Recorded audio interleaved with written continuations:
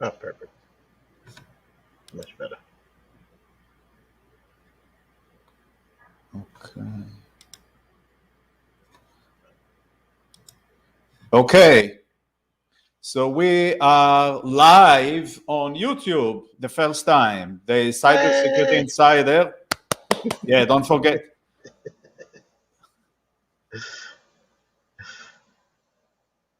Okay.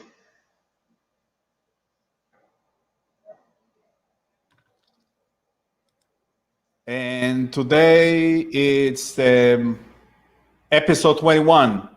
And Seth yesterday told us that he is going to prepare something for us. But before you start, I have a few items that we want to cover from yesterday, actually. And let's talk about this one. JPS attack. So one interesting thing that I got today that the JPS paid in ransomware $11 million in Bitcoins. Woohoo! Yeah, so the FBI says reveal ransomware group responsible for the JPS attack. Just to remind the viewer, JPS was the one with the meat. If you eat meat, I don't eat meat, so it didn't affect me. I think probably Seth, you eat meat. I don't know. I don't know if this really affected you. Anyway, and they said that the company says facilities are now operational. What do you say, Seth? It's same thing. I think a lot of this is when you really look deep. I think money was misspent in the wrong places, and they don't embrace the basics. Just embrace the basics, and they wouldn't have to go through this. Have a backup. Can somebody have a good backup, please? So I had today a discussion with the new lead, new prospect about cyber, and I told him about the JPS and the new tactics that the criminals now these days are using, and if you don't pay them, so you won't get a key to unencrypt the data, but also the promise that they will release that information on the internet. So the information now is out there, it's open, and everybody can take it and see it and use it actually to mount new attacks. So this is something that it's interesting going on. So I don't know what to say. Again, as you said, backup. Yeah, Have at least 2 backups. right. But my thing is do you trust them? What's to say that after you pay the first time, they won't come back again and say the same thing? Well, remember that data we stole last 6 months ago? You don't pay us, we're going to release it. They're criminals. How can we trust them? No, that's the point. We can't trust them. So we need to go back to the basics and say that responsibility is on us, not about the criminals, not about any country, and do our due diligence and spend the money in the right places. And always is a question, where should you spend the money? Well, what's your take on this, Seth? Well, where companies should spend the money? Can say, okay, buy new computers, sign up for new cloud services, or what's your take on it? Well, we start with the 3 low-hanging fruit: password management, patching, and it was the one you just said a minute ago, and backups. Yes, 3 things: backup, and what else? Passwords management and patches, patch management. Yeah, those are the 3 that are just the low-hanging fruit. And you'd be amazed how many people, if you had simple, and then we could add a 3rd one in for system management, a 4th one, I mean, because if you were able to recover your systems back to back to pristine if necessary, it'd be easy to restore each of them quickly. Because if, let's say, for whatever reason you can't restore because because now I think with one of the new hacks they're encrypting the hardware. So you'd have to wipe everything out. You'd have to wipe all the hardware out. You have to wipe everything out, or you may have say to it get new. again. Say it They're again. What is that about the they're re, hardware? they're encrypting the hardware. The new viruses. Give me a second. I'll tell you the name. Was Are you talking about the firmware? It's going to affect the uh firmware. no Or the Jack what is it yeah, it's called the Jack Jack something Jackware hack. Jackware. That's what it is. No. It starts with a Jack. Yeah, To it's that point, Jackware. you're It's Jackware? No. yeah. Yeah, my assistant sent me an article on it, and I read it. Was like, look, I talked to you. I had mentioned it to her a couple weeks ago, and then she found an article on it. Um, yeah, hold on, let's see. We're both checking our phones to find that relevant information. It is. I'm pretty sure it's Jackware.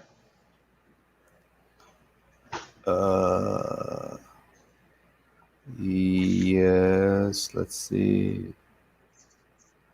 Yep, Jackware. Jackware. Okay.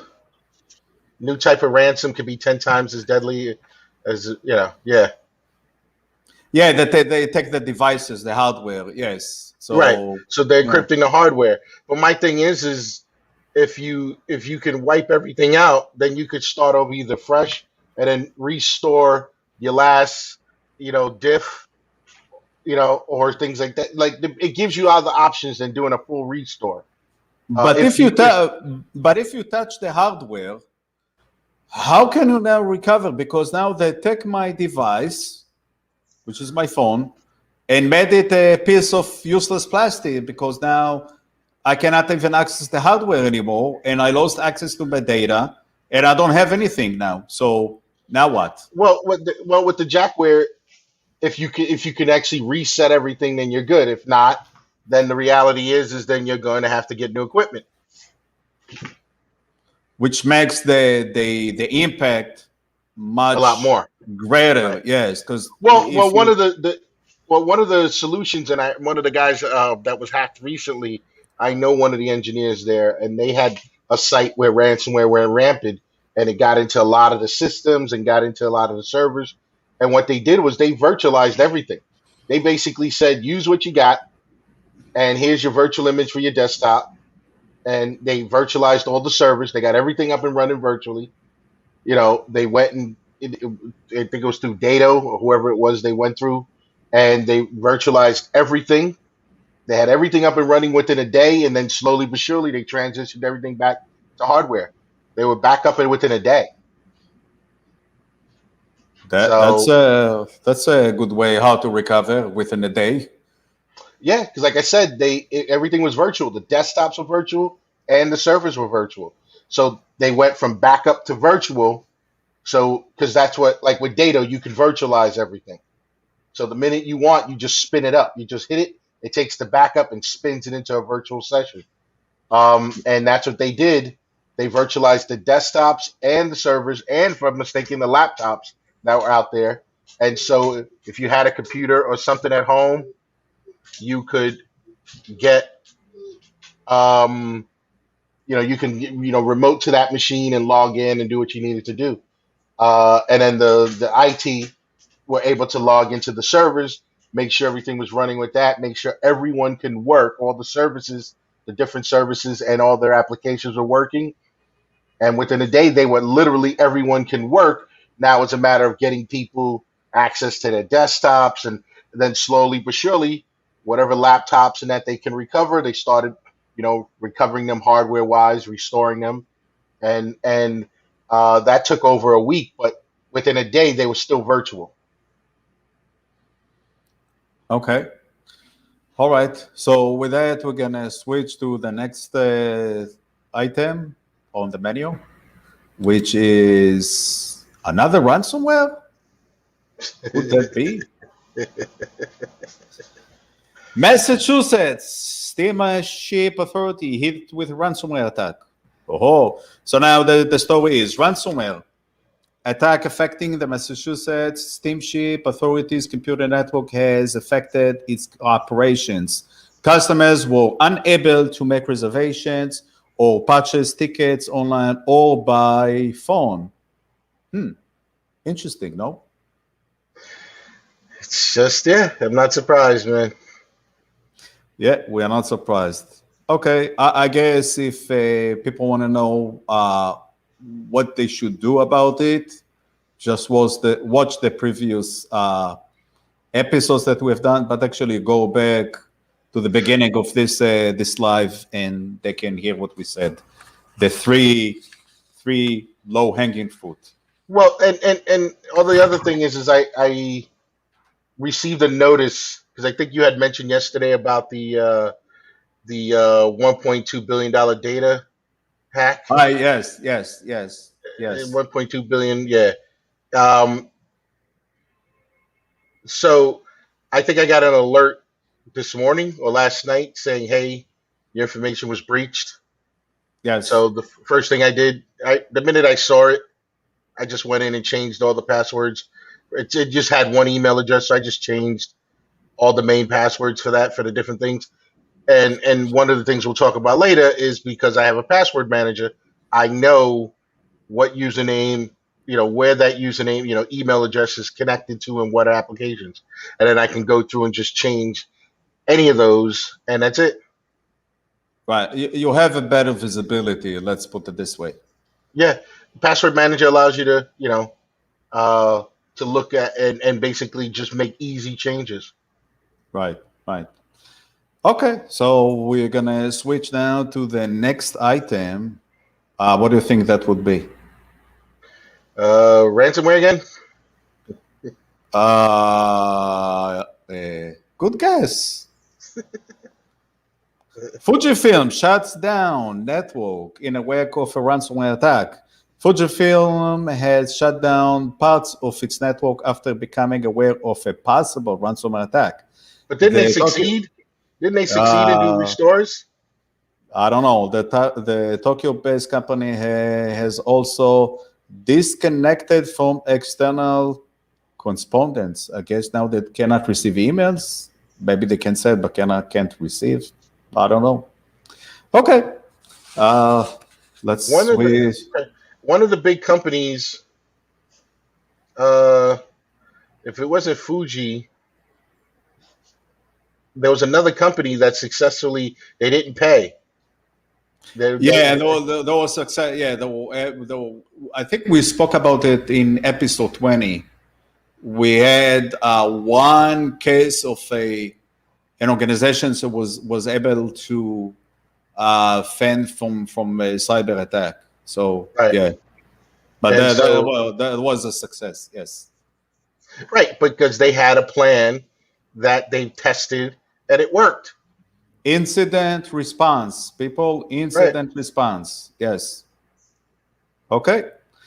So we're gonna go to what do you think will be the next topic? Ransomware. You're absolutely right. Massachusetts hospital disclosure ransomware attack. Woohoo! Okay. So it's talking about a Memorial Hospital in Tilbero, Massachusetts, has disclosed that its network was hit with a ransomware attack in February 2021. Analysis revealed that patient medical and financial data were compromised. The hospital paid a ransom to prevent data from being leaked. This goes to what we said earlier. So not only to get the key, but also to prevent from information to being leaked. But who knows? Maybe they're going to release the information later on. Who knows? You don't have any guarantee about it. Right. And my thing is this happened in February, and they're telling us now. We're talking what? 5 months? 4 months? 4 months. About 4 months. Yes. Yeah. So that's kind of ridiculous. Look what happened with other companies. I think Netflix knew about it for a year before they ever released it way back when. You know what I mean? It's like, how can you do something timely when hackers out there already know about it? They have it. They're not giving you any chance to succeed. Yeah, they don't give you the ability, ample time in order to respond and have something that you can do from your side, which And, is and he and here's the other thing is not only don't they give the general user consumer other vendors. If I'm a vendor of theirs, whether I'm someone that they're getting services from or something they're providing services to, they're not giving them the ability to protect themselves because they're not letting them know in with a timely manner. So here it is 2 months. I didn't know that whatever information you have of mine is compromised, and I didn't know. I didn't. They had 2 months a head start to try to get into my network or whatever it is that they were doing. what happened with the Equifax. Remember that? Yeah, Same stuff.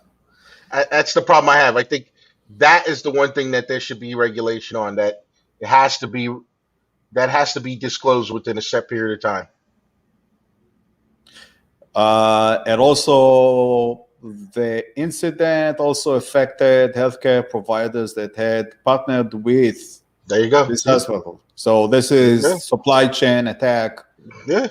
that affect Well, other providers as well. let's not forget that one way they got into Twitter was because of an HVAC company. They got into the HVAC system.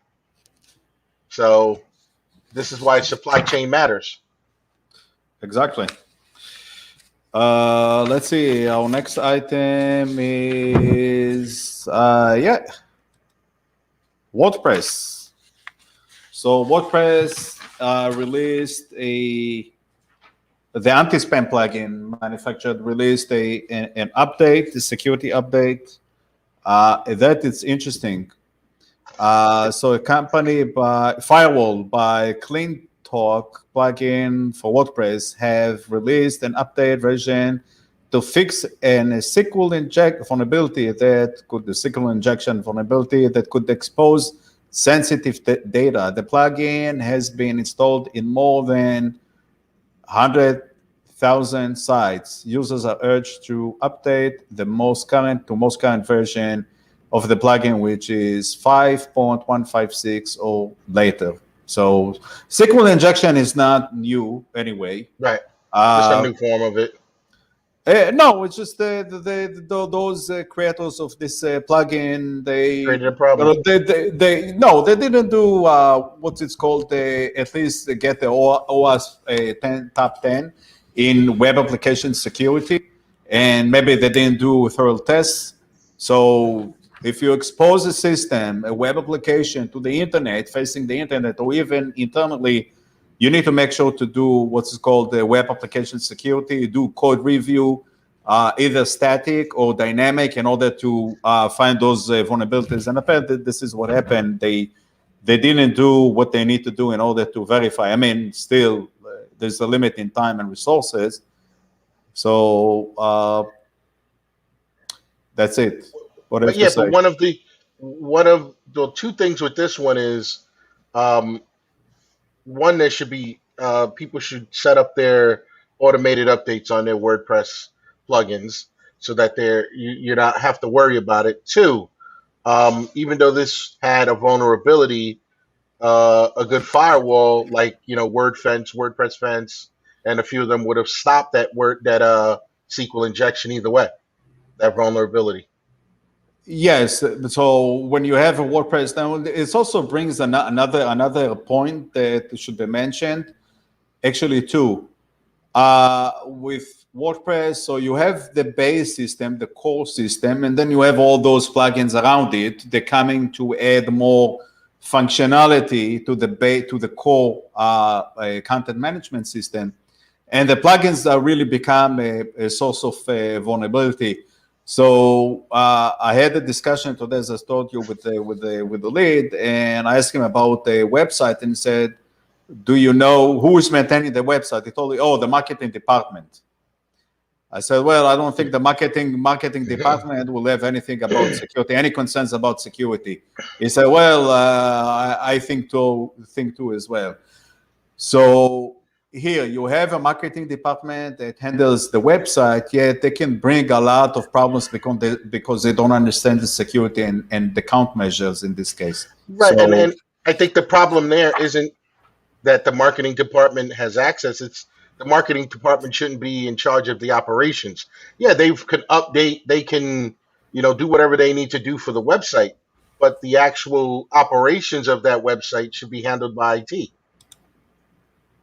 Like you said, it's they have no idea.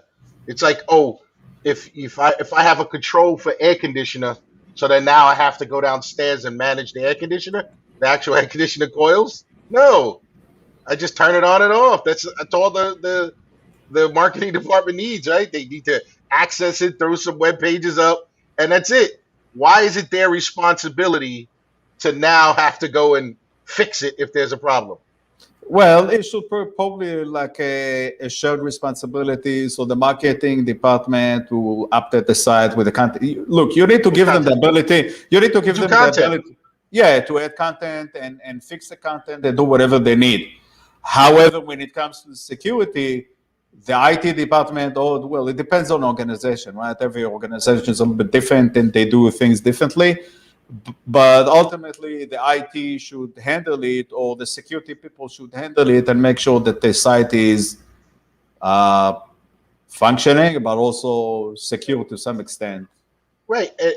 Any operations, and I did data centers, so we did websites, we worked on applications, we worked on financial, synchronization, anything that's in a data center.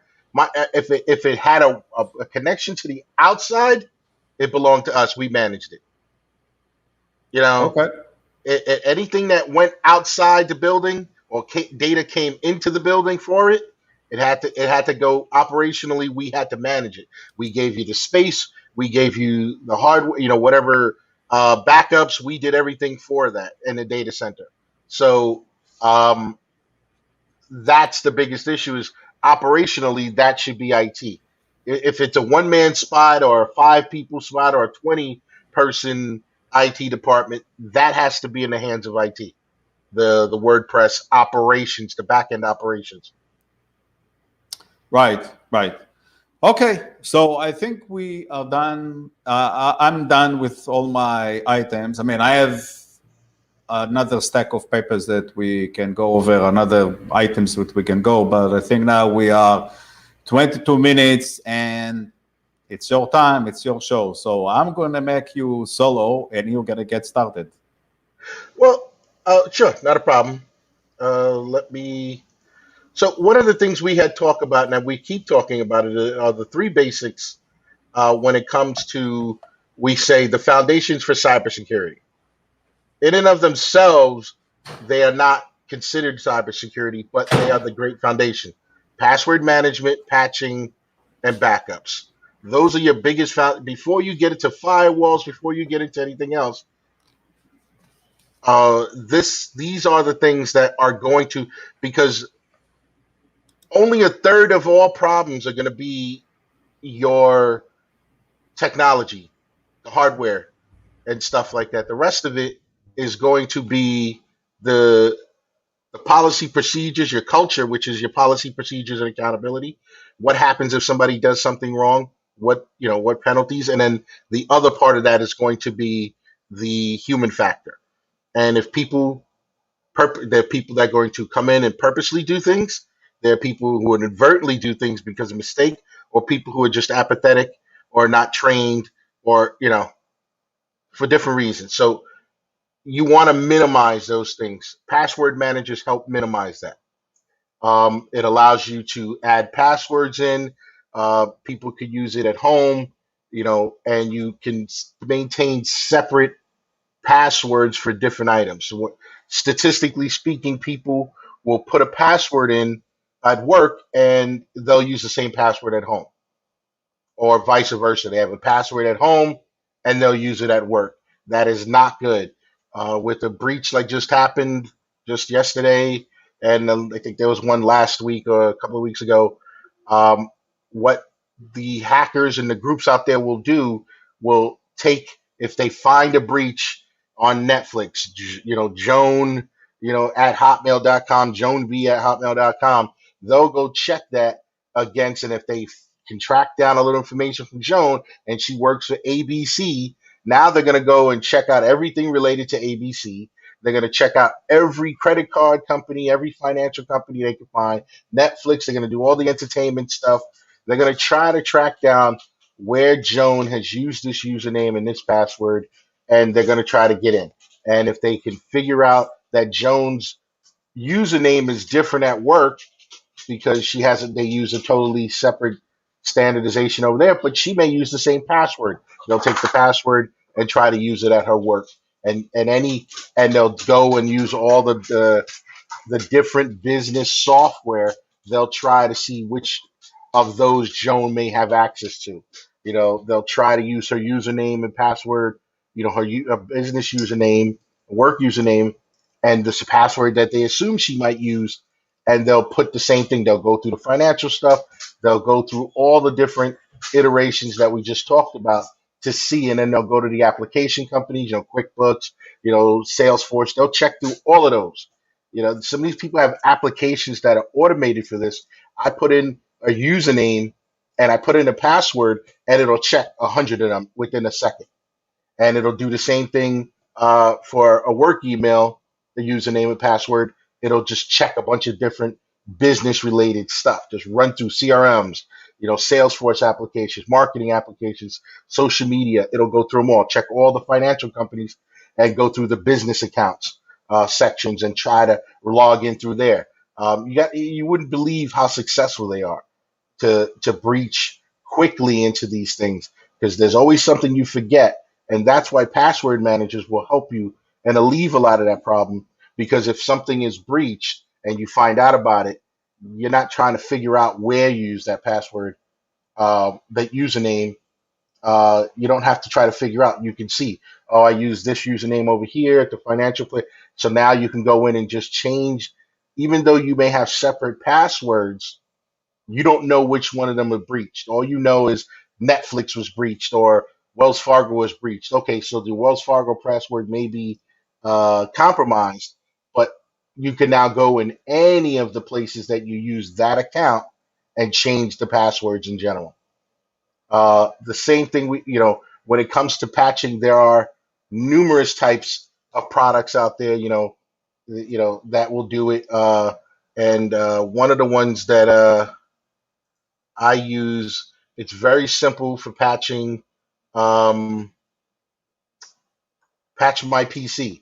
It's it's a free tool. They have a paid version for that for businesses. You can utilize that on your machine, run it. It'll tell you anything that's in red needs to be updated. Anything that's green is good, and you'll see all the applications. And if you happen to have an application that you want that's listed, it's a freeware or it's a freemium, that you can actually install, VLC, a lot of those products out there, and you can install it, and then you're good to go, and then it will update it when you need to. And you also could do, or make sure you do all your OS patching. People will do application patching, or they'll do operating system patching, but they forget the other. And then the other thing is for Windows machines, you want to do drivers. You definitely want to make sure you're updating your drivers. So then the third part is backups. Now there are a ton of stuff, Backblaze. There's a ton of companies out there that are reasonably priced. And also remember, Dropbox is not backup. They have backup features, but it's not true backups. They're getting close. Soon enough, they'll offer a backup service, and so will Google Drive, and so will Microsoft. Soon enough, they'll offer a backup service. But as of right now, they're not backups. They're just online storage. And the difference is they are responsible. The difference between the two is one is responsible for the data and one is responsible for the environment. If your Dropbox dies tomorrow, something happened at Microsoft and Dropbox dies, they are not responsible for your data. They're only responsible for the environment. Dropbox comes back up. If your data is corrupt, that's your business. When you're dealing with backups, they're responsible for your data. They're going to make sure that your data comes up not corrupted. If something were to go down, their responsibility is to keep your data safe. So that's the difference between the two. In your SLA, your service level agreement, that's the difference in what they do for you. So online storage Their job is to keep the storage available, not to worry about your data. Like I said, some of these companies have started implementing things for backups, and yet their SLA hasn't changed much. So you have to be careful. They're still responsible for the environment. So that's one of the keys that you have to remember. Now, when you start getting into enterprise level backups, we're talking business related, or just let's not let's move it up to business related backups. I'm going to say enterprise. I know that freaks people out. Backblaze, and there's a few other companies that will do this.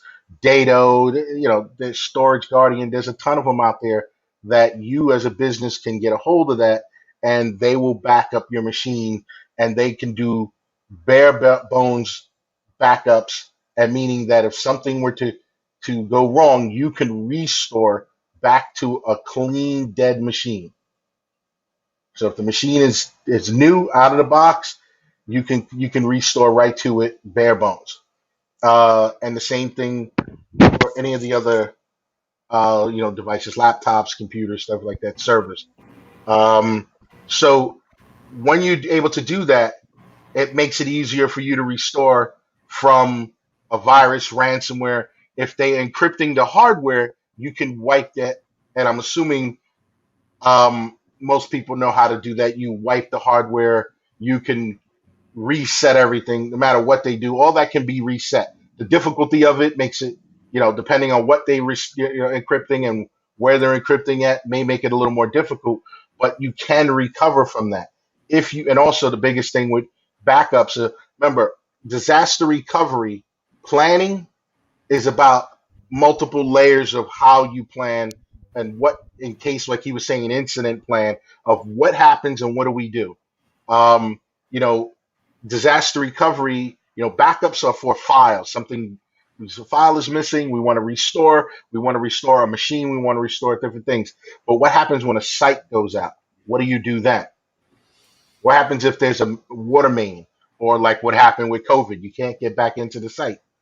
What do you do then? That's where your disaster recovery plan comes in. If you don't have those type of plans, it's not going to work. So if you can just do those three things and start with that, then you can build with antivirus and endpoint protection and MDR. You can go from there, and it makes it more effective. But it's like I can put $1 million security on my house, but if I leave the door open, it makes no difference. So that's where you want to just start with the basics. And for any business, password management, patching, and backup planning, or disaster recovery planning, are going to be your key to giving a great foundation so you can build on. And it doesn't cost a lot to do. It's probably the best investment you're going to have. So is that's enough for you, Agigal? I can't hear you. Can you hear me now? Now I hear you. There you go. Yeah, okay. So I think you covered a lot of ground here. So I have a few comments here. One with backup and restore. Some solutions, and I think most solutions, covering the ability to restore to a different hardware. So let's say if you had an HP, and HP is not available for any reason, and we know now there is a shortage with chips because the war between Taiwan and China, and who's going to control the supply chain here. So let's say you have an HP and you need to recover, and the only available hardware that you have is a Dell. So be able to restore it to a Dell, regardless of the hardware. Or if you had an HP machine and the hard drive is corrupted or damaged, because hardwares can go bad at any time, and so you can put a new drive, restore it to the drive, and you're fine. So this kind of the restore the comment that I wanted to make, and patching. Just enable if you're using Windows, just enable the patching within Windows, and definitely anybody that the automatic patching doesn't do drivers. No, it does, but no, you need to go to the advanced and then enable that and then install it manually in order to install, but you can do it in a different way. So let's say you have one of those computers that I keep saying HP, but let's say Dell or any kind of company. They have already their own package that when you install it, it will do automatically updates to the hardware. But they won't do update for the firmware. For instance, the BIOS. They won't update the BIOS automatically, and the procedure to update the BIOS is a little bit more complex than in some cases. Yeah, so there's a give and take, and then you have also the other applications like what's the name, like Adobe Acrobat, for instance, or even Chrome. They keep publishing updates. How can you update them? So if it's Chrome, they're gonna put you like a reminder. There's an update available, and then, by the way, they have a special service in Adobe that will go and Chrome, and will update. Also Adobe, they have the ability to do auto updates. So some of the solutions, some of the software has already. You just need to enable it and let it run. However, just want to mention that in some cases where you enable automatic updates, it may cause to the computer to sometimes not to function very well. And this happens. But it's better that the computer won't function, or it's going to be like that, or the other alternative that will be attacked by ransomware or some kind of an attack. It's better to be down because of some incompatibility with hardware or driver or software than being attacked and have that impact of loss of data and ability to function. And part of what we were talking about earlier, which I didn't mention here, was that with backups, when you start utilizing some of these enterprise level type backups, like he said, they'll allow you to restore to different types of equipment. And then the other thing is, in the interim, while you wait for equipment, you can virtualize it. I think I mentioned it earlier. That happened to a site where they virtualized everything. They allow you to virtualize the servers. They allow you to virtualize the desktops and the laptops. So you can do that in a pinch. Or if something is broken, a guy, he was going to an airport and his laptop got run over by one of those little carts, the airport carts. He slipped out of his hand and the guy ran it over. He was able to go to the hotel and IT talked to him and they virtualized his laptop. He was able to work for at least a day or two till he sent him another laptop that he could start working again. So that was another way that virtualization works in a pinch if you need to. Yes, and we in our company, we're using virtualization. I mentioned it before we started our session. Workstations are virtualized, so we don't work directly on the system. So all the information is actually the sensitive information. It's in virtualization, but then all the information is encrypted. Mm-hmm. So in order to get the information, really, you need to go through few passwords until you get in and have the ability to access the data itself. I mean, it's a software. In the end of the day, virtualization is a software, and you might be able to find vulnerabilities, but this is going to be a hard thing to do. So security is, as we mentioned in episode 20, and keep talking about it, security is about layers, the onion approach. Right, and once again, the human factor is a major issue. And the reason I say that is that people can make mistakes and not realize it. Just the other day, one of the senators was responding to something someone did, and he took a picture of his screen. But the funny part was, right next to the screen was a note, a sticky note, and on it was his username, his email address, and his password for his email. And literally within seconds, it was all over the internet. So be careful. He was trying to be funny and made himself look like a fool. And it's happened. I actually watched a program where they were a bunch of guys in a data center, and they were talking to them about stuff in the data center. And they were talking to one guy, and over his shoulder was the network password on a board. If you looked over his shoulder, you saw it was right there on like a whiteboard, and nobody noticed it. until that thing came out, whenever it came out, and then people were like, oh well, by the time it went by the time it was released, we realized it and we changed them. So when it was released, we were good. But that's funny. If had that been live, they'd have been screwed. Oh boy. Oh boy. Okay, this is bad. Okay, anything else you have on your list, or we are done? What do you say? I think that's a good way to start. I think those are the three to start, and then from there you can, antivirus. We can get into the debate of antivirus, endpoint protection, and EDR, MDR. But the thing is from there, I think you can build on it whichever way you want to go.